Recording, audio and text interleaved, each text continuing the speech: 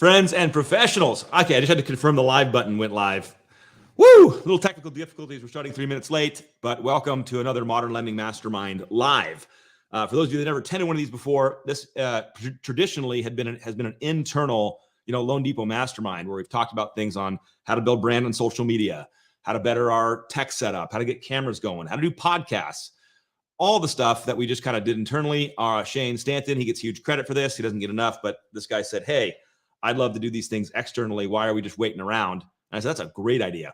Well, today we're going to get really technical, which is important because there's a lot of changes happening with the government around LLPAs and first-time homebuyers. And so I'm going to bring on Tom Fiddler, Senior Vice President of the East. This guy is a mastermind when it comes to this stuff. And we're going to have a conversation around what's changing and how you can take advantage of it today to grow your business. So buckle up.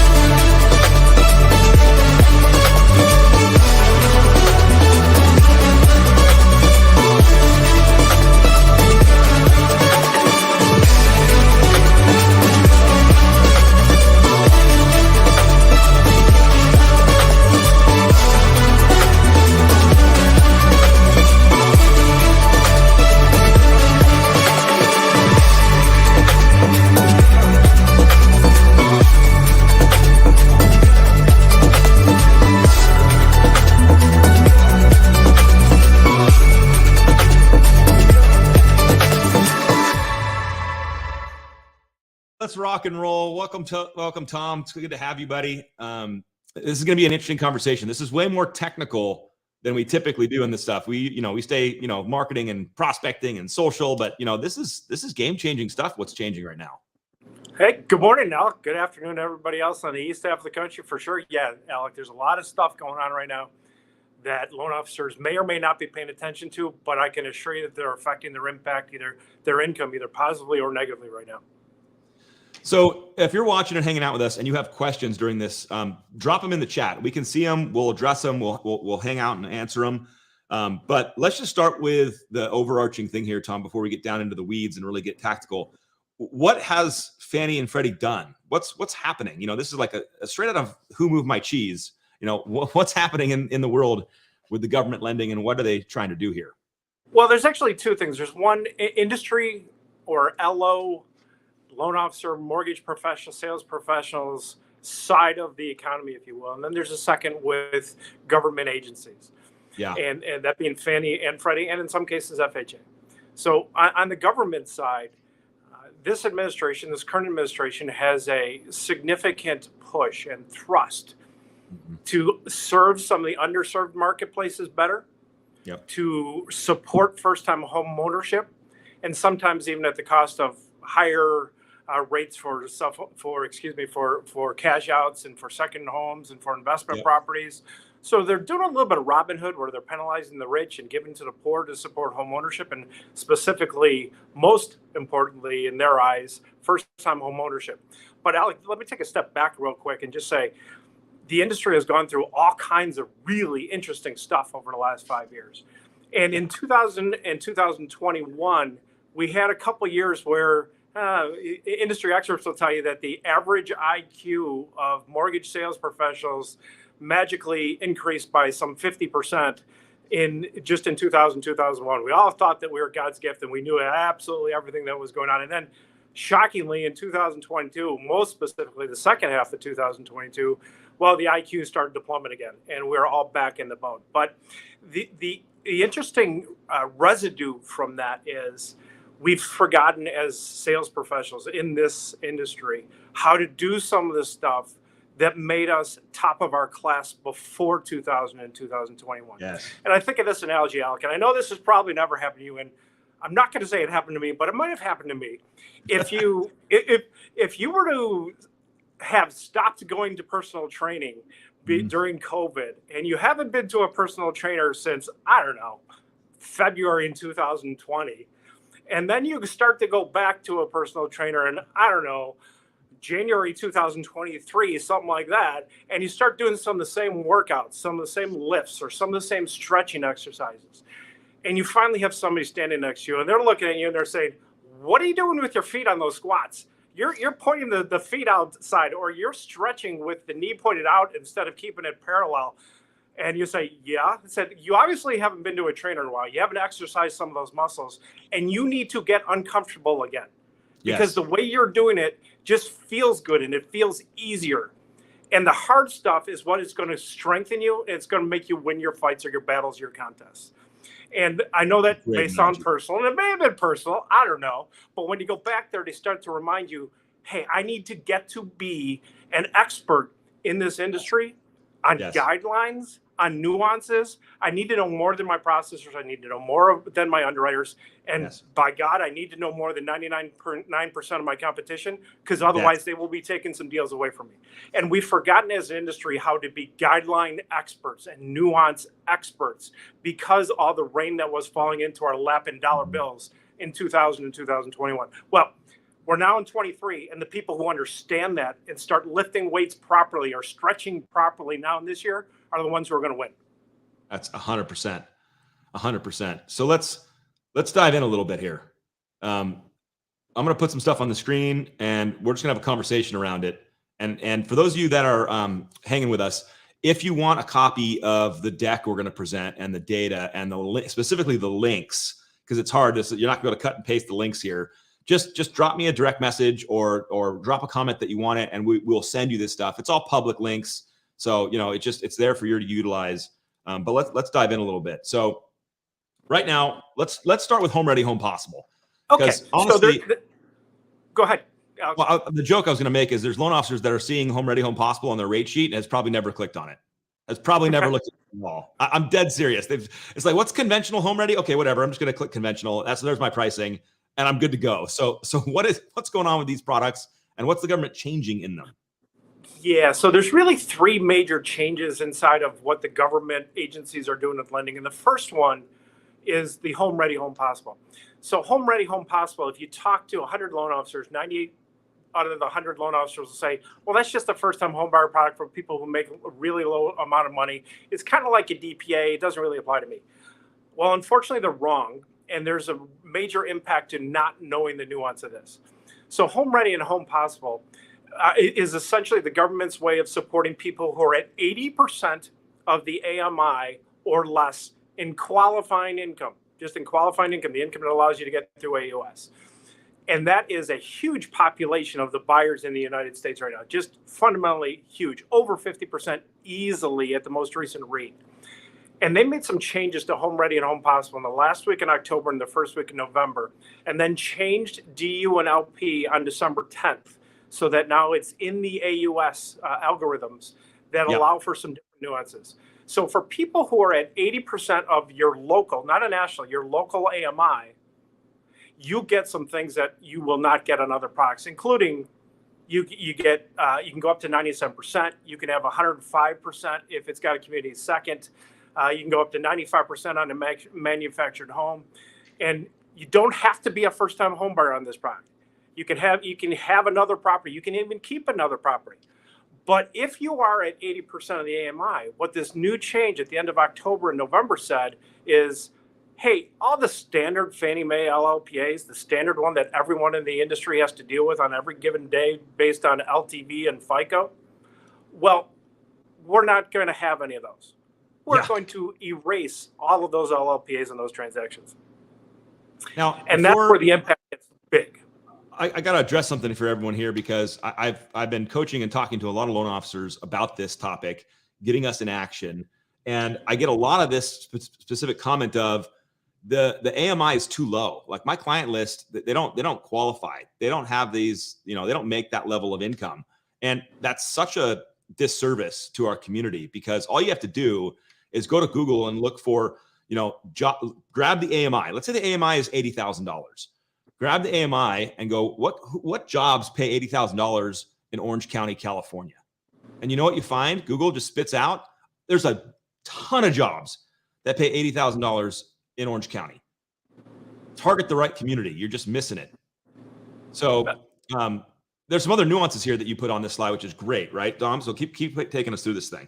Yeah, both of these products, Home Ready and Home Possible, the Fannie version, the Freddie version, you can have 100% gift. There's significantly less MI. go all the way down to 620. We've even seen a few go through underneath 620 to get AUS approval. You can have a non-occupying co-borrower.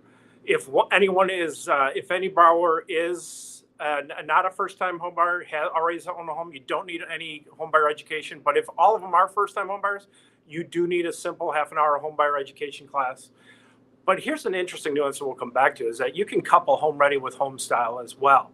So, and you can couple Home Possible with Borrower Smart for the lenders that have Borrower Smart, where you can get almost like a free $1,250 to every buyer that takes a Freddie Mac Home Possible loan, like straight off the bat. So these are just some nuances that were already in the guidelines for Home Ready Home Possible. We just weren't paying attention to them. But when Fannie Mae and Freddie Mac said, hey, we're going to eliminate all LLPAs, I don't care if it's a quarter or 250 basis points, we're going to eliminate all LLPAs on this program.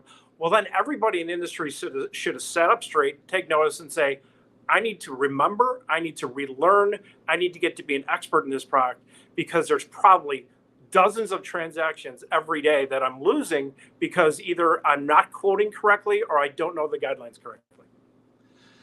Yeah, it's a huge opportunity. And again, this AMI link, we'll send it out to you. Don't worry about it. You don't have to type it into your URL. A lot of you guys are putting, hey, please send me the link. Please send me the link. Yeah, we'll get it to you. Just let us know. We're collecting names.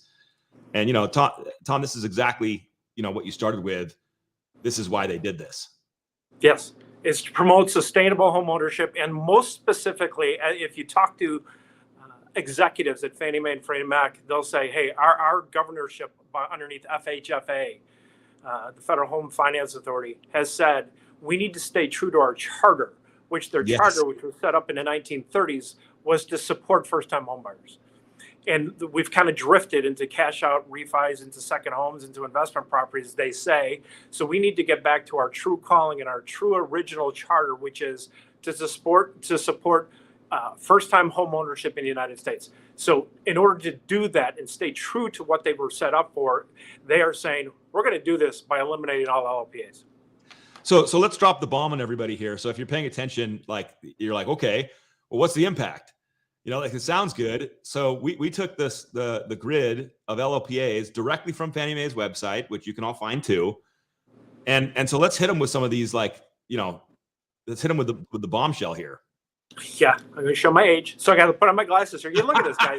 and even so, people who think that Home Ready, Home Possible just applies to 97% loans, 95% loans, that's where you're wrong. Because if you look at this matrix, even if it's 695 FICO at 80 LTV, there's 150 basis points LLPA from Fannie Mae. Yes. Nothing else considered. Not even a two-family property, manufactured home, just based on LTV and FICO. There's 150 basis points PE. Well, if they're at 80% of AMI and could fit into Home Ready and Home Possible, that entire 150 basis points LLPA disappears, completely disappears. And Tom, I'm looking at that line item you pointed to me earlier before we went live, which is like the 679 FICO. So you missed 680, the 679 FICO, and you're putting 20% down. That's a great loan. There's 275 basis points. There's of LLPA right there. And I can't highlight the screen, guys. I'm sorry, but you can see that's insane pickup. Right. And generally in this marketplace right now, and I'll say an average because it's not linear, but the average buy up, buy down has been a 2-to-1 buy up, buy down, meaning that 100 basis points hits in LLPAs is like 50 basis points in rate. It may be 45 one day or 40 someday, but it's in the vicinity of 2-to-1. So that 275 basis points LLPA that disappears is 125 basis points in rate that you could be pricing better if this borrower's qualifying income fits into the 80% MI underneath the Home Ready, Home Possible flag. And the screen you just showed up there too, Alec, also the manufactured home LLPA goes away. Also on the 2 to 4 unit property goes away. So all the LLPAs that Fannie Mae applies that are either property related, property type related, or FICO and LTV, all those things disappear if we can get an AUS approval under Home Ready, Home Possible. Now here's what people are missing, and I want to we'll jump to the next slide for more LLPAs in a second. But if you're this is what Tom said earlier about we've lost some of our mastery. because if we're used to staring at an optimal blue, or we're used to staring at mellow rates and all this technology, we're not staring at this grid. So we get a 679 FICO, and we don't know, hey, if I go check AMI right now, I might be able to take 275 basis points off this thing, because you're just looking, the pricing just comes back, you look at the pricing and you quote the pricing. This is mastery and understanding what's going on, because here's additional stuff right here, Tom, on the LLPAs too. Right, with the property types, the 2 to 4, the extra 100 basis points for the 2 to 4 unit, the 75 basis points for the condo hit, all of the, even the high bell hits. If you happen to have a high bell loan at the 80% AMI, we'll come back to high bell hit side. All of those LLPAs go away, including subordinate financing LLPAs go away. So you could have scenarios where 3, 4, 500 basis points in LLPAs disappear on the transaction that you're trying to quote on a given day. And that to me is where you beat your competition, because I'm a loan officer who doesn't understand that, who's just staring at their price screen, who's just quoting it off whatever they got, and someone who has an understanding of the real world here, and can they're going to come back and go, how is this guy beating me by 400 basis points? It's impossible. And they're not going to understand what's going on. Yeah, I had a couple of those. I had a couple of those just yesterday, Alec, that came to my desk, where the loan officer thought, hey, it's just a bank undercutting the marketplace again. And so silly banks, they're just undercutting because their cost of funds is cheaper. Well, when I got the email and I saw the price exception request, and I had the loan number, and we started looking into the file, sure enough, that fit one of these new Fannie guidelines of 80% AMI. And we were able to get dead on top, if not beating that bank, just by pricing it appropriately to Home Ready, Home Possible. Hey, Kenny has a great question, Tom. Is this an opt-in program, or is every company participating in the LLPA's situation? Well, first off, Kenny, hey, Kenny Wong. We love Kenny up in NorCal. We like Kenny. So, Kenny, it's not an opt-in. This is not an opt-in. Borrower Smart is an opt-in. These are straight up Fannie Mae adjustments when you deliver a loan that they will not hit you with the LLPAs. Going back to one of the statements earlier, Kenny, December 10th is when Fannie and Freddie put into the DU and LP the findings that'll tell you whether it's Home Ready or Home Possible eligible. With the data that you sent in, garbage in, garbage out always, but with the data you sent in, it fits Home Ready, Home Possible. Every mortgage company will be hit less when they deliver these loans to Fannie and Freddie if it fits within those criteria and it gets the eligibility finding on DU and LP. So this part of all the stuff we'll talk about right now is not an opt-in. It's available to everybody. In fact, it's embedded inside of DU and LP for every lender right now.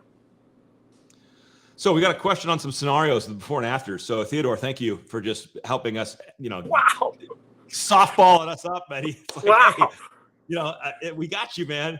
We got you. He just knelt down and put that ball on the tee right now, Alec. That was pretty good. So we got some scenarios, and every loan amount's different for every market. So we're going to give you some different viewpoints here, but let's look at Lawrence Scorch, which is my favorite name of all time.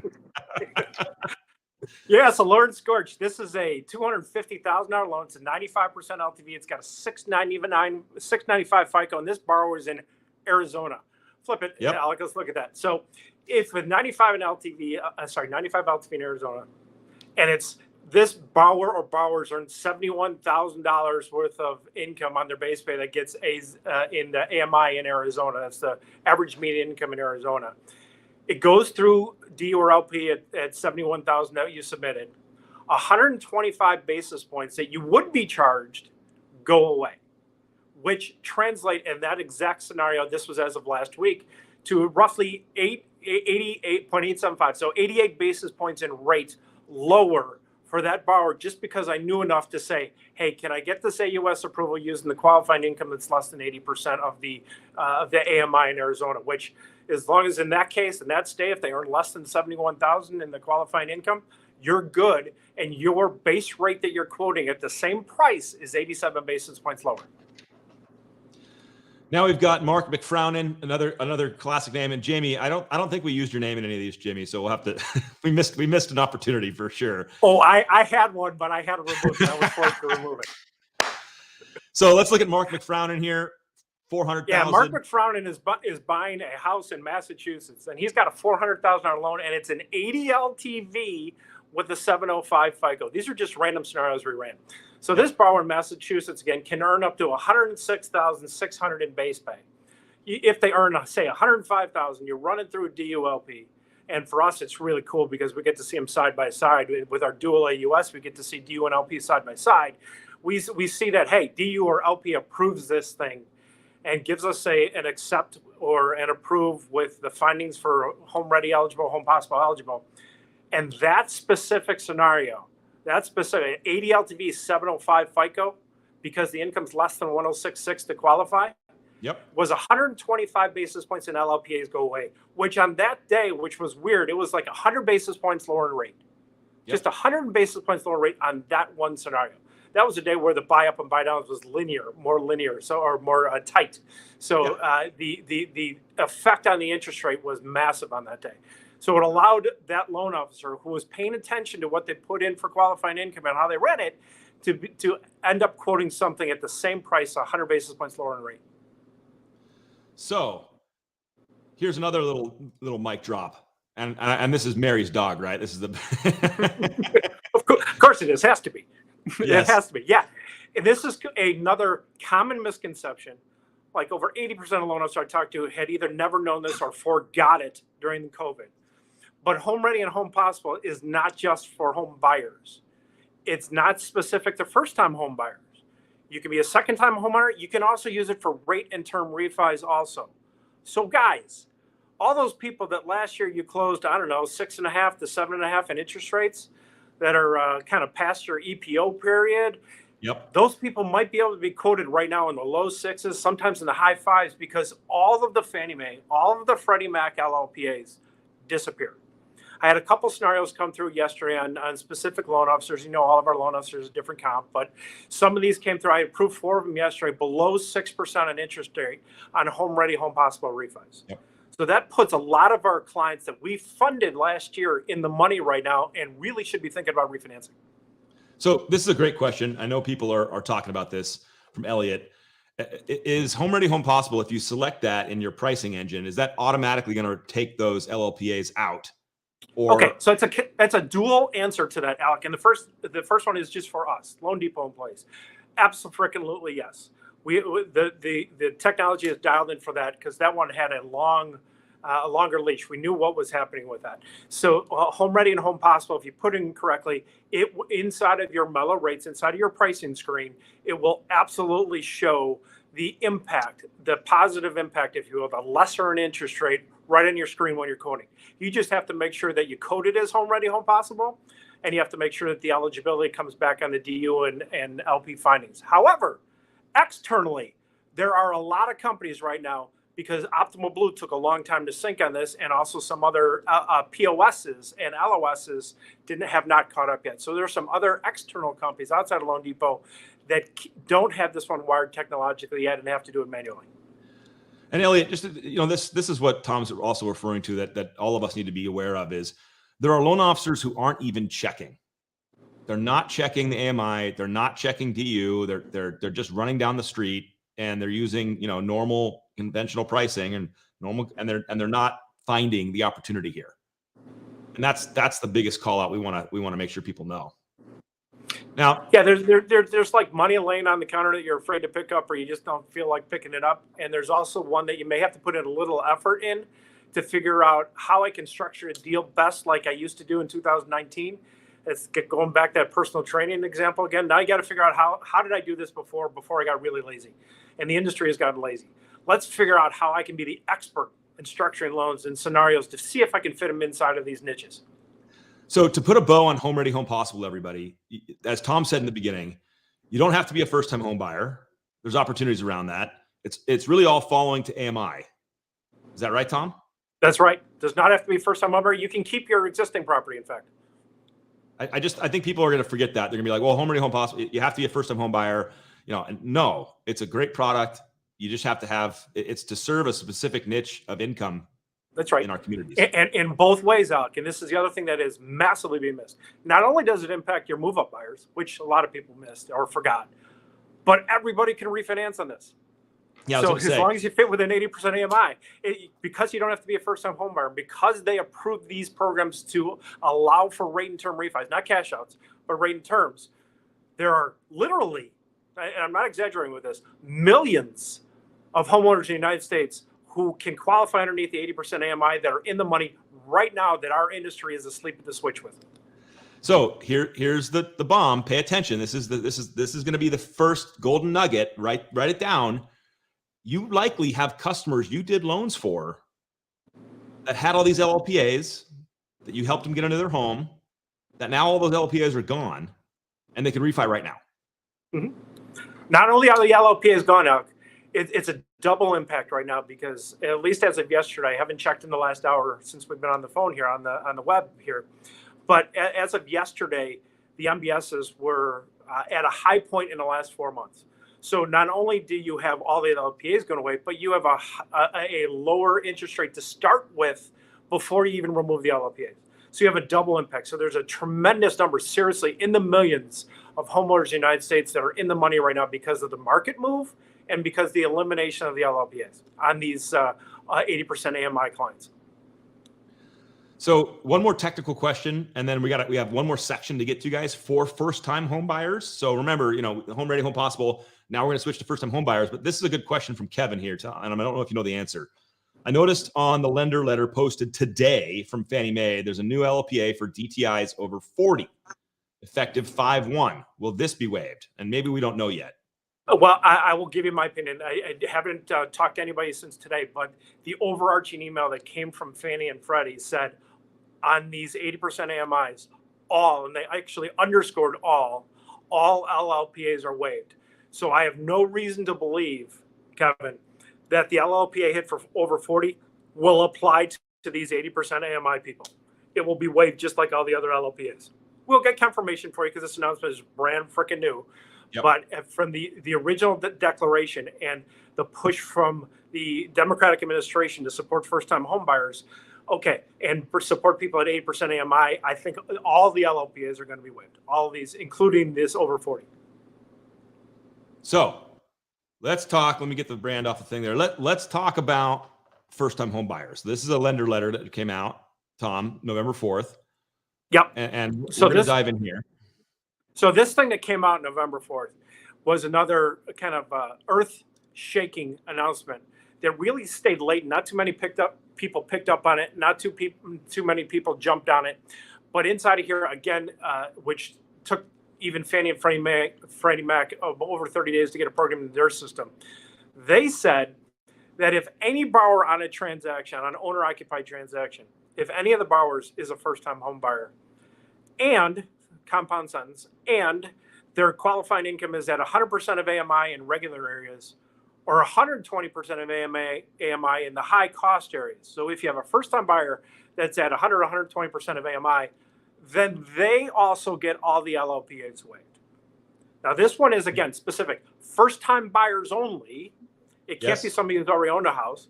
But if you have first-time home buyer and you're within 100%, then you get the LLPAs waived too. It's like an Oprah. You get the LLPAs waived, you get the LLPAs waived, you get the LLPAs. So this one, they said, hey, all the first-time home buyers, if you're at 100% or 120%, you get all the frickin' LLPAs waived too. So this applies to everything that's not home ready, home possible.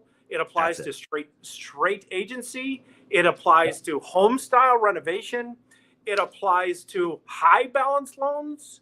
Because you could have somebody making $166,000 in Connecticut that qualifies for a high bal loan at 120% of AMI, and if they go through AUS with getting approved using that 120%, you get all the LLPAs waived too on that transaction.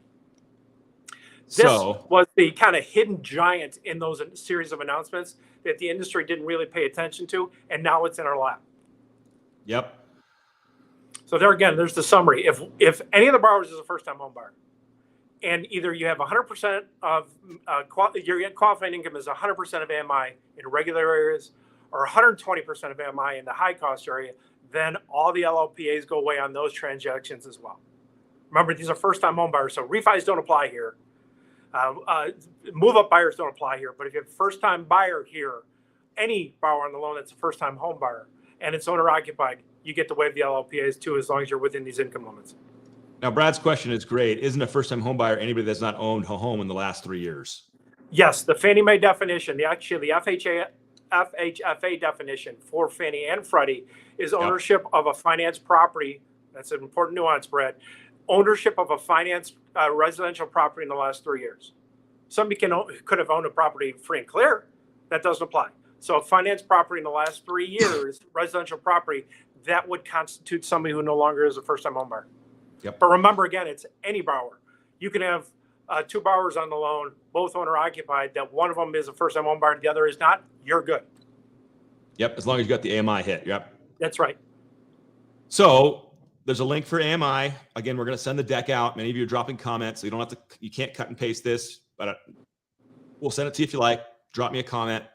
But let's give some examples for Rich Surbizzi, my man, Rich Surbizzi. Yeah. Sir Rich Surbizzi, who's buying a house in the Pacific Northwest, let's say up in Seattle. That's a $700,000 purchase price, 630 loan amount, so a 90 LTV. It's a high cost area. It's a high balance area up in Seattle. 675 FICO. Okay, what does that do? Please tag Rich Surbizzi if you, so he can see this real quick. Yeah, here's the result. So if you go there, guys, start at the third bullet. So in the third bullet, they can make up to $149,000 in qualifying income. If they make up to underneath $149,000 and you can get a DU or LP approval, 225 basis points in LLPAs go away. On that day, when I ran these scenarios, it's 138 basis points lower in rate at the same price. Because remember, again, it's a first-time buyer. Underneath, in that case, it's a high cost area. So 120% of the AMI up in Washington, up in the Seattle area, which is 149,000. They can make $148,000 in qualifying income. It gets a DU or LP approval, and you could be quoting 138 basis points lower in rate at the same price today. It's a bomb drop, guys. Like, if you're not paying attention to this, you're gonna lose opportunity. And thank you for saying it that way, Alec, because not only are we finding transactions where loan officers ask for price exceptions when they didn't have to, the scariest part for all of us is we don't know how many transactions our loan officers lost because they didn't pay attention to this. They were quoting 6.5 when somebody else was quoting 6. And it wasn't a bank just doing something stupid. It was a mortgage banker quoting 6. And you're trying to figure out how the heck is that guy only making $300 a transaction? Are they just like better.com? Are they paying their people all kinds of less? Maybe I should go work for a broker, all that stuff, right? But in reality, that loan officer competing was just paying attention to the nuances and guidelines better than we were. Yep. Because we could have been quoting the exact same thing, if not better. Now, I've been getting this question a lot in chat, and so, about AMI. Isn't it changing? When's it changing? So, Tom, crystal ball here. It's not scheduled to change till May, but any thoughts on what they're going to do? Yeah, so great question. It is the appropriate question. I'm actually kind of happy that people are asking that. AMI always is recalculated in the first quarter of the previous year. It's announced in April, effective in May. So we expect that at the end of April and into May this year, we probably, but we have every indication right now to believe that this will be the largest percentage AMI increase in the history of tracking this. Because as you guys know, through 2020, 2021, 2022, the reason why our interest rates got so much worse and the MBS market got hammered was because of inflation. And one of the primary drivers in inflation besides oil was wage inflation. Well, wage inflation means average median income went up everywhere. Even people washing dishes or people walking dogs or people working in an office just typing stuff and copying stuff. Everyone's comp went up last year at the highest rate measured over the last 40 years. Meaning, guys, that the chances of AMI going up 10%, 20%, 25% in May is going to be really high. So if you were in an area like we just talked about Washington, where the 120% of the AMI was 149, okay, you may wake up in May and 120% of the AMI may be 175.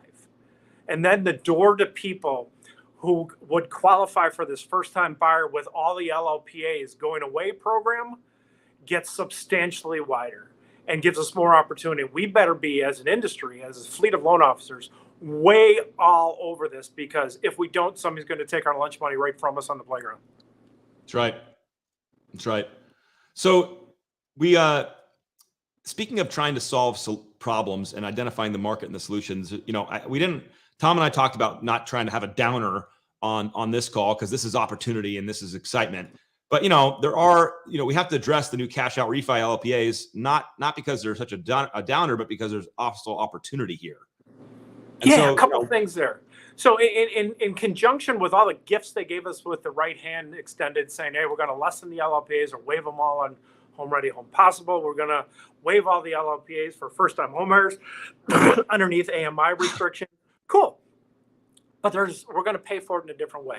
We're going to start to have greater LLPAs on cash outs. We're going to have greater LLPAs on investment properties. We're going to have greater LLPAs on second homes. We can't really work around the second homes investment property because there's no real solution to those with the Home Ready, Home Possible, or the first time buyer, because those are owner occupied transactions only. However, on the cash outs, there's some opportunities here, because the cash outs, Fannie Mae and Freddie Mac hit us with double whammies on the cash outs. They increased the LLPAs to the levels you see on the screen right now, effective with all loans delivered to the agencies in February 1st, which means all the loans we've been writing for the last 30 days. It's in everybody's pricing. It has been in everyone's pricing. But they also then just recently, over the last 3 weeks, said, hey, we're going to move to the FHA restrictions with seasoning too. We're not going to let you do cash outs on properties until you own them for 12 months. So that kind of put a double whammy, a double vice on the number of cash outs we're going to be doing. But once again, I go back to what we started this with. If you're really on top of the game and you're looking at some nuances, you can really figure out some double things. First off, just say you're over 12 months. FHA doesn't have LLPAs on cash outs. They go up to 80% and they don't have LLPAs. Yeah, you pick up the MIP, which, by the way, might be going down this really shortly from now. But you pick up the MIP, but you can go to 80% without having a 2-point LLPA. So you're going to be cheaper monthly, and you're going to have 80% cash out on a ton of these FHAs that are over 12 months old. But say you're less than 12 months old, and you have somebody calling you saying, hey, I want to take $50,000 out of my house that I bought last year. And you say, okay, when did you buy it? Oh, I bought it in October last year. Yeah, you got to wait 12 months. But your first question should not be, when did you buy it? The first question should be, what are you going to use the funds for? And here's why. Because if you are able to find those customers that are going to be using the cash outs to improve their house, you could take that customer through a Fannie Mae home style or a Freddie Mac renovation loan, choice renovation. You can take them through either products. And if you take them through those products, if they're using the cash out to improve the house, so we can do it through the draw process of home style or choice, well, then it's not considered a cash out. Nope. Then it's considered a no cash out, a rate and term refi. And then all of these LLPAs you see on the screen and all those seasoning requirements that they just now pushed onto us go away. So for loan officers who are on their game, if you have a customer who's calling you saying, hey, I want to do cash out, well, your first question is, what are you going to use the funds for? Well, I'm going to be using to improve the house. Great, good. So then we can absolutely do them through a home style or choice. Secondarily, if they're not using it for that, we can't do it that. We have to either look to a different investor, look to our in-house HELOC. We have some different solutions, but there are opportunities because of this cash out LLPA and seasoning hits that just came to us. And I can tell, Tom, that nobody's walked by you in 2 seconds because the auto lights turned off in the you got to yell at somebody, please come walk by me, turn the lights on. Well, let me try to walk real quick. Hold on. That's the best part about doing stuff live like this is you get the see, there it goes. It's so good. I love it. All right. There we go. We're so hit them with the hold my beer slide. I love that you put this together. The takeaway slide. Let's drive this thing home for everybody and really kind of give them the opportunity and let's get out and get some loans. So here are the real things that if I'm on my game as a loan officer, I should be more knowledgeable than all of my competitors on this today. First up, the new cash out restrictions on Fannie Mae and Freddie Mac. That'll lead you to FHAs. That'll lead you to in-house HELOCs. It'll lead you to home style refinances if they're using it for home improvements. Yep. But know how to talk to those customers, know the solutions that come out depending upon the answers you get from them. Secondly, Home Ready, Home Possible, 80% AMI, all the LLPs go away. And, oh my gosh, I have dozens of people that I closed last year that can do a home style, a Home Ready, Home Possible refi right now. Right today. Because the qualifying income makes them be a half, 3/4, 100 basis points lower in rate than I could quote them if they weren't. And that right now puts people in the money. Like I said, millions of people that are in the money that could be refinanced right now, but our industry isn't paying attention to it.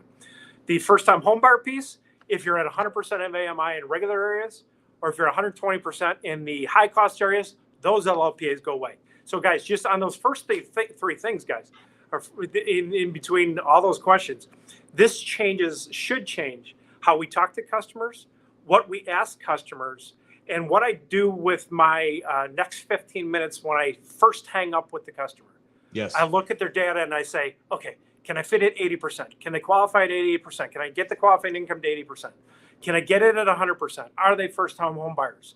It's stuff that we didn't pay attention to in 20 and 21, but the government agencies just handed us a gift. We just have to turn around and take the gift off of their 2 palms.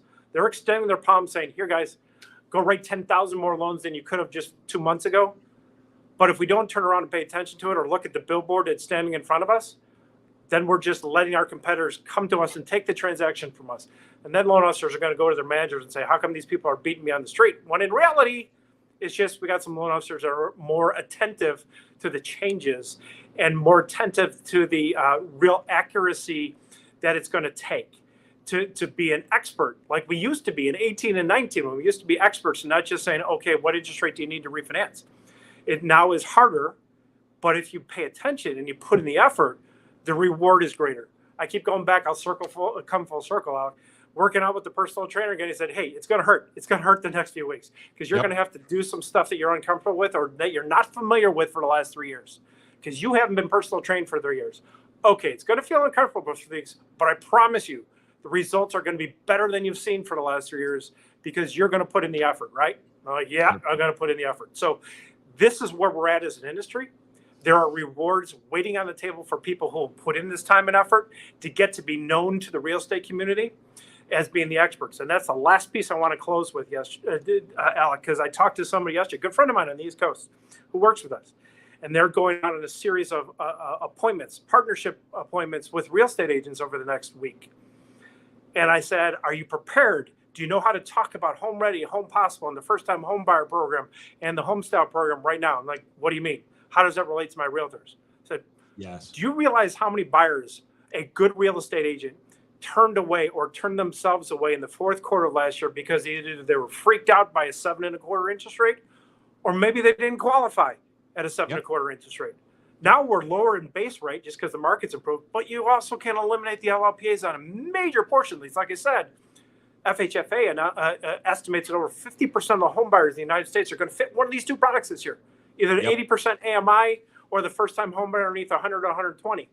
Well, I think my real estate agents, my partners need to know that because I guarantee you if you have a really efficient real estate agent who does, 20, 30 transactions a year, they probably have 2 buyers laying on their floor in their drawer who walked away from the essentially metaphoric table in the fourth quarter last year because of 6.75%, 7.25%, 7.5% interest rates.